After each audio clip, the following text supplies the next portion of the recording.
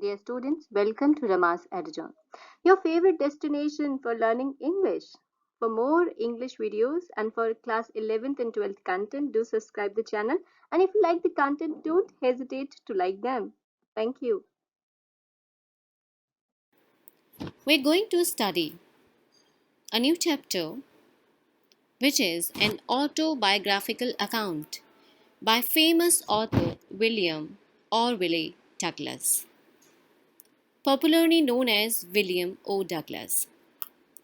In this chapter, William Douglas describes his fear, his phobia, hydrophobia, his fear of water.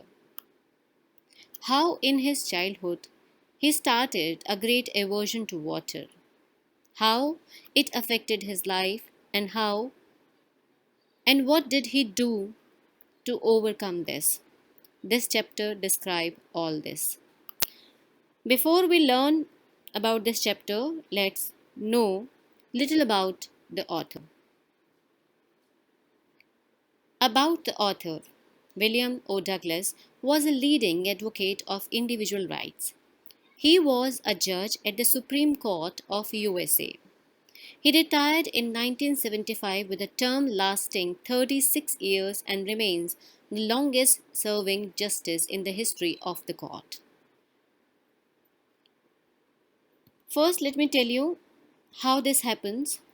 William O. Douglas, when he was a child, about 3 or 4 years of age, his father took him to a beach, California beach.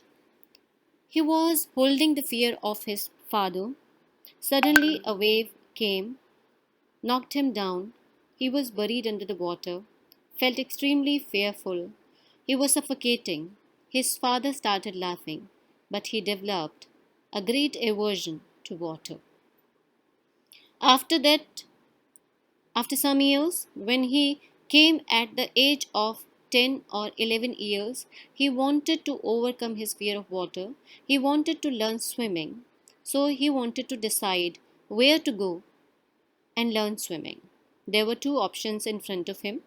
Number one, the Yakima River. Yakima is the name of city in which he was living. It was also the name of a river in Yakima city.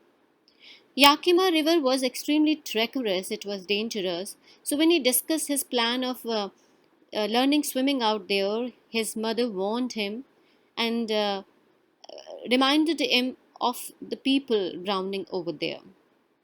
So, it being a treacherous river, he rejected. He did not want to go there and learn swimming. The other option was YMCA pool. YMCA means Young Men Christian Association. It was an organization that was running a swimming pool and that offered an opportunity to William Douglas to learn swimming out there. He felt that the pool at YMCA was safer than the Yakima River. Why it was safer? Because the shallow area of the pool was only 2 or 3 feet deep, while the deep area was 9 feet in depth.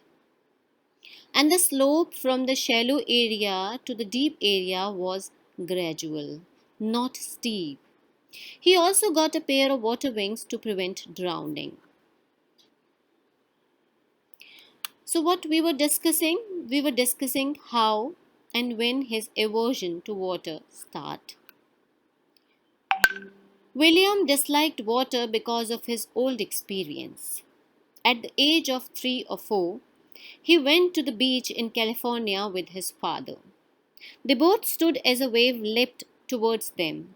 William stuck to his father to save himself, but the strong wave threw him down and he was covered in water. He was scared as he could not breathe.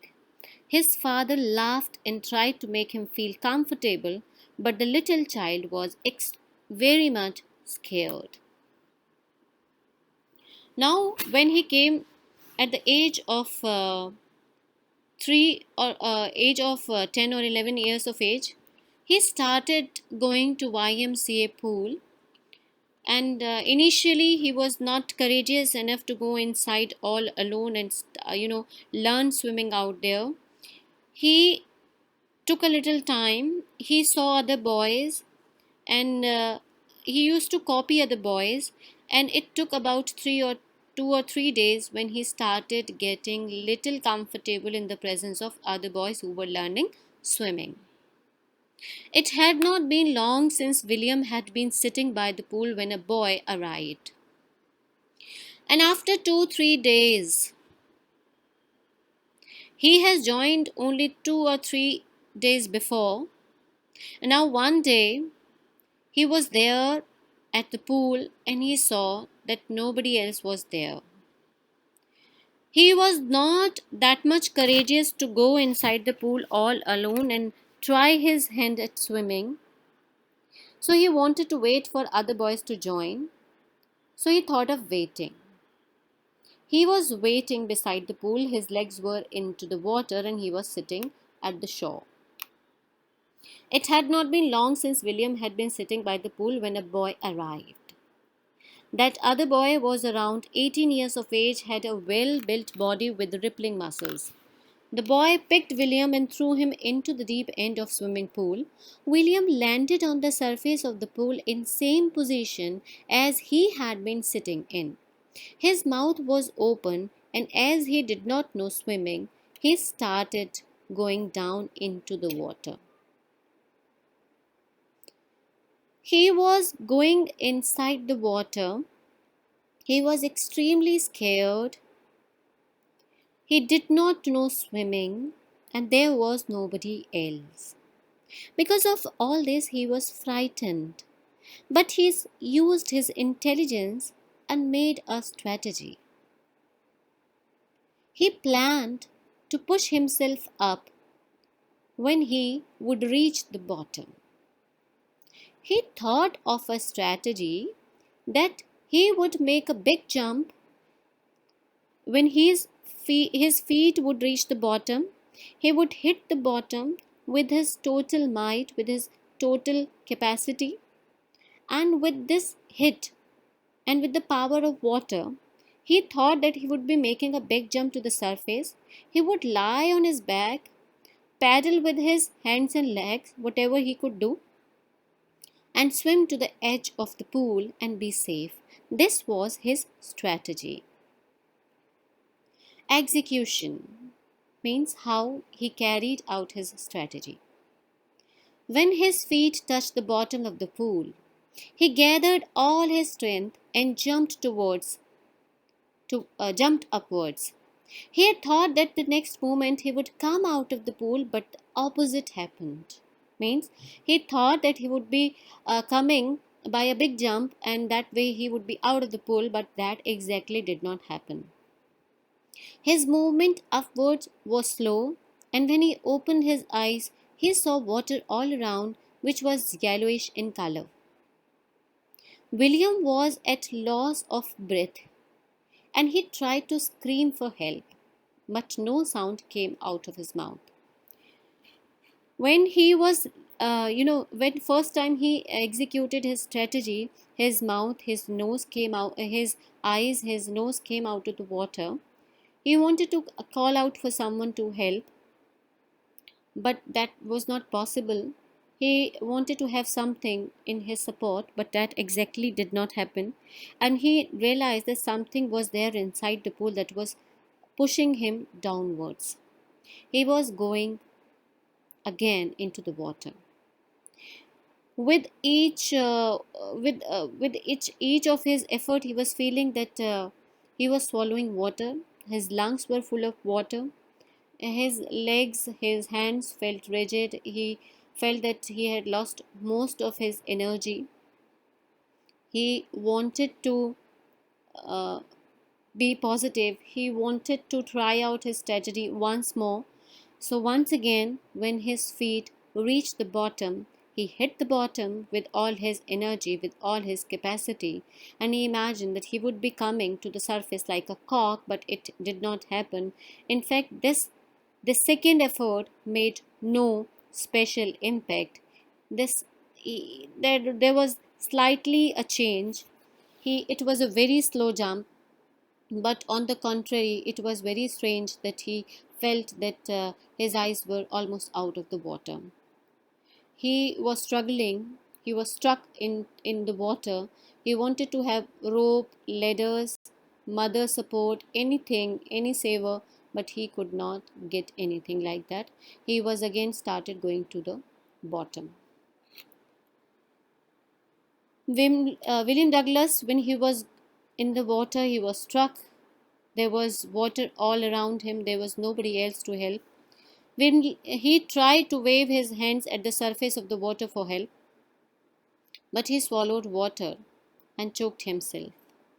He tried to pull his legs up, but they were heavy and lifeless. He felt that something was pulling him towards the depth of the pool. He screamed, but his voice did not go out of the water. Once again, William started going down towards the bottom of the pool. He was terrorized. William sank into the pool, and the journey towards seemed endless.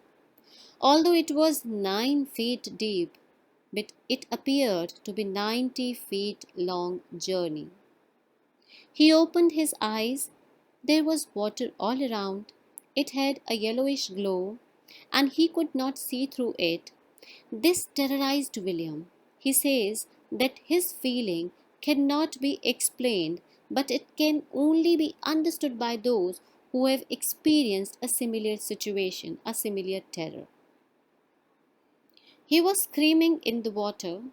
He was unable to move due to the fear. His screams also froze.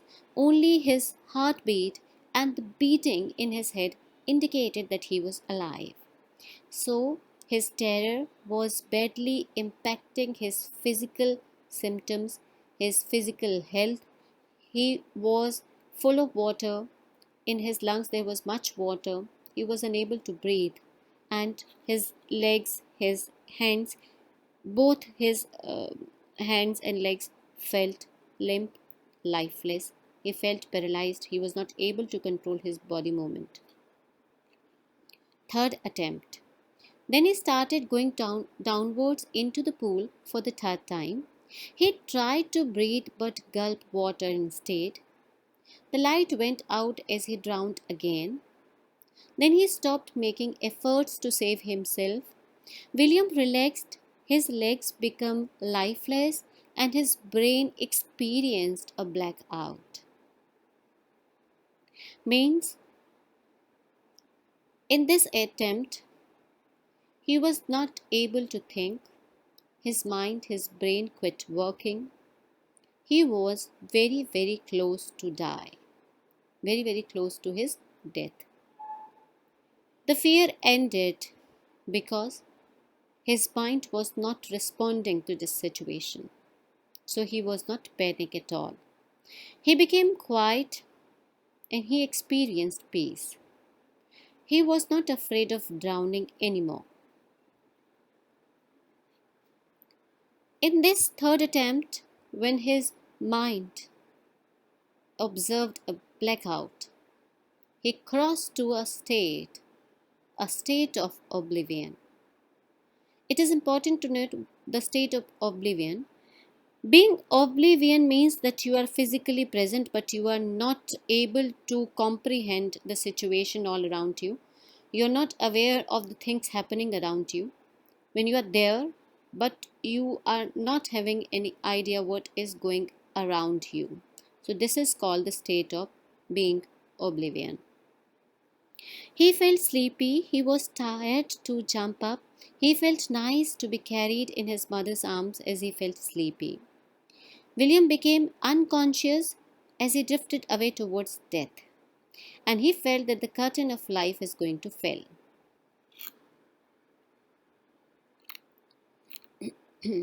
So, this experience traumatized him. So, basically, after his third attempt, when he wanted to do something but his mind was not working, his effort ceased, he had no energy left to save himself. He felt that there was peace in this feeling because when your mind is not able to comprehend anything, you become peaceful, and even you feel that you are going to die, but there is when you are facing death face to face, Death is painful only when we fear about this, but in fact, death is peaceful that he felt. So when he felt that there were arms around him, like mother's arm, the tender arms, so basically, when he was not able to comprehend, when he became oblivious to his surrounding, to his situation, there was somebody who noticed, somebody might have come, and somebody who noticed that a child was drowning, and somebody made efforts to save him. So he did not know what exactly happened, but fortunately, there somebody came and somebody made effort to save him. Next thing that he noticed was that he was lying beside the pool on his back, on his stomach, and he was vomiting. And the boy who threw him into the pool said that I was just joking. And after many hours, William came back home. He felt weak and he was shivering. He kept on crying as he lay on the bed. He was unable to eat food. The fear kept on haunting him for many days. The incident made him physically upset. The slightest work made him feel that his knees were unable to bear his weight. He would feel like vomiting and he felt sick. So, here we notice that the experience, the misadventure, caused a lot of traumatic experience to him. He was physically sick and he was mentally weak, and he was haunted by a great stark terror. Icy horror grabbed his heart. After some years, Williams came to know of a waterfall and wanted to go in it. Whenever he went for swimming, be it any river like the Titan, Bumping River, Warm Lake of the God Rocks, the fear of water returned. And wherever he went near the water for any of the thing he liked water related activities like fishing, canoeing, boating, and swimming. And for fishing or for any water related activity, wherever he went to, any river he went, the fear of water would come back to him. It would grab him completely, disable his limbs, and grab his heart. So for years, he was badly haunted by his fear. As a person, William was very much fond of his water related activities like fishing, boating, canoeing, and swimming. He was very much fond of fishing, but wherever he went for fishing, his all fishing trips were ruined. The fear of water remained with William as he grew up. On the boating trips to different lakes in the main region, New Hampshire, Deschutes, Metolius, Columbia, Bumping Lake, wherever he fished different varieties of fish, namely salmon, bass, and trout, the fear followed him. His fishing trips were destroys. He did not enjoy boating and swimming due to the fear of water. So he decided that wherever he went, wherever he go, the fear of water ruined his life. He was not able to get pleasure out of water-related activities, which basically he liked. So he decided that he is not going to live under the shadow of fear. So he decided that he would be learning swimming, and he started learning swimming. And the plan was that he would be hiring an instructor, going to a pool, and under the guidance and support of an instructor, a professional instructor, he would be learning swimming. So finally, in the month of October, he hired an instructor to teach him swimming. He would practice for an hour each day, 5 days a week. And this was a learning process. What was the learning process? The instructor put a belt around William's waist. The belt was attached to a thick rope. The rope went through an overhead pulley and was held by the instructor. William drowned. The instructor would pull him out. William swam across the length of the pool for several hours. Then the instructor taught him to breathe in the water. He taught him to put his face under the water and exhale, and put his mouth out of the water and inhale. And next, he taught to be at the edge of the pool and the kicking exercise by the legs.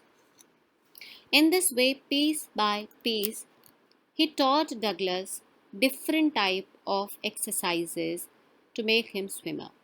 And at last, the instructor integrated the whole exercises, all exercises, and asked William to give him a test by going into the pool and swimming across the pool using different swimming strokes.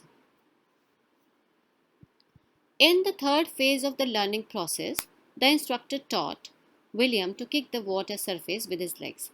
He did this for many weeks. Initially, his legs did not move, but gradually they relaxed.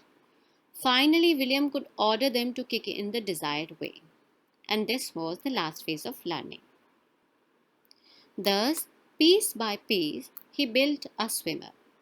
Finally, the instructor made a swimmer out of William in phases. When William had perfected each phase, he compiled them into an integrated exercise. And in the month of April, the instructor told William that now he could swim. He asked him to dive into the pool and swim the length of the pool in a particular style called the crawl stroke. But William was still in a struggling phase. William had not overcome the fear yet, and he was wondering if the terror would grab him when he would be alone in the water. He was thinking that now he swam perfectly because he was stress free because the instructor was there. He was thinking that when if there is no instructor, so will there be any chance when he would be fearless? He tried to swim alone in the pool. He tested himself and he was successful in that. At once or twice his fear returned, but he faced it very confidently. The terror returned in small phases, but now as he knew how to swim, he faced the terror with confidence. He swam another length of the pool. William was not sure whether he would be able to swim when there was nobody, when instructor would not be there. So he wanted to test himself. He wanted to test his confidence. He wanted to be sure that all of the fear had left him. So he went to Lake Wentworth in New Hampshire, dived into it from Triggus Island, and swam for 2 miles up to Stampeck Island. He swam in different styles: crawl, breaststroke, sidestroke, and backstroke.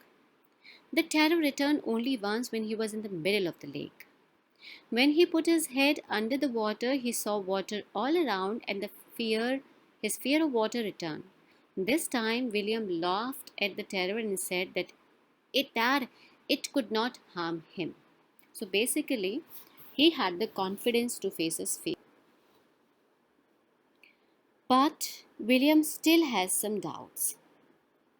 So he hurried towards to the western direction. He went up the Titan, reached Conrad Meadows, walked up the Conrad Creek Trail to Mead Glacier. He camped at the meadow by the warm lake. And the next morning, he wore the swimming costume and dived into the lake. He swam across it to the other end and returned just like the famous American dog Cop-Horn used to do. William shouted with joy as he had overcome his fear. He had overcome his fear of water. So in this way we can see that William tested him. He tested him all along the pool, then at Lake Wentworth in New Hampshire, and then at where? Mead Glacier, the warm lake, up to the Titan. There he tested himself. This experience of facing the terror had a deep meaning for him. The experience had a great importance in William's life. Through this experience, he realized that death was peaceful and only the fear of death was fearful. He realized that people have terror because they get stressed out fearing the death. But in fact, death in itself is peaceful. Like when he was drowning in the YMCA pool throughout his second attempt in first attempt or in second attempt, he was having fear of dying. But when he was actually dying, he felt peaceful. So he said that death is not to be feared about. It is painful in itself. Only there is fear in the fear of death. He recollects the words of one of the presidents of America, Roosevelt, who had said that all we have to fear is fear itself. So basically, this is a very good quote and it highlights the negative feeling of fear. We have to be fear free. We should not be fearful of anything because fear, there is only one thing that we should be scared of, and that is the fear. All we have to fear is fear itself. That means fear is a negative feeling. It destroys one's confidence. It affects the person's personality very much. The people who are fearful of anything, they try to avoid the thing which scares them as much as they can. And there are people who become so much fearful that they quit even before trying. Fear makes you timid. It ruins your personality. So basically, there is nothing that we should be fearful of. We should be only fearful of fear itself because it destroys you physically, mentally, affects you badly. As William had experienced death and the fear of death both, his desire to live grew immensely.